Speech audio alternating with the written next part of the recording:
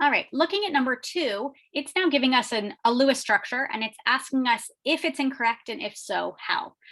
I honestly would advise you, if it's asking you for a Lewis structure to decide correct or not, I would ignore the Lewis structure they give you and draw out the Lewis structure. Number 1, it's a way of showing work. Number 2, you're less likely to get caught up in, or like you might not forget some little detail that you may have forgotten otherwise. So ClO2 with a -1 charge.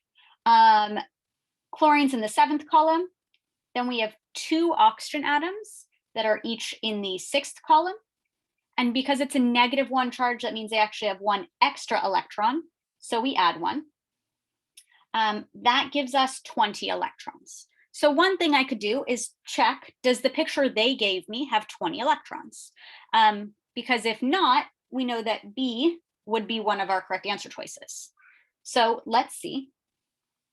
In their diagram, there are 2, 4, 6, 8 in that bond there, 10, 12, 14, 16 electrons. So we can rule out the fact that there's nothing wrong with it. And we know that option B is at least one of our correct options. The reason I don't know if I'm done or not is because of all of these annoying options where we have to decide which ones entirely are correct. So again, now I'm going to actually draw the Lewis structure. Chlorine goes in the center since we don't have a carbon, and since chlorine, there's only 1 of them.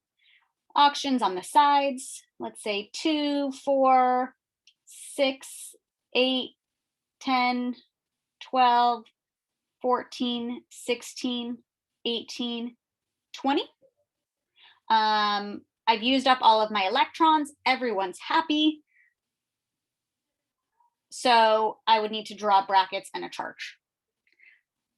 Going back and comparing, I don't know if actually drawing that Lewis structure helped or not, but for me, it helps me know what it should look like. Should there be brackets and a charge shown above? Yes, I figured that out as I was drawing it myself. Anytime it's an ionic compound or an ionic molecule that we're drawing, we would put the brackets around it and show the charge.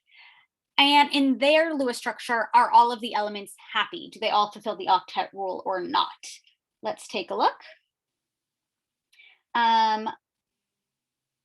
So looking at this oxygen, right off the bat, that has 2, 4, 6 electrons, not happy, and oxygen's not an exception. Therefore, A is also true, and the correct answer would be all of the above.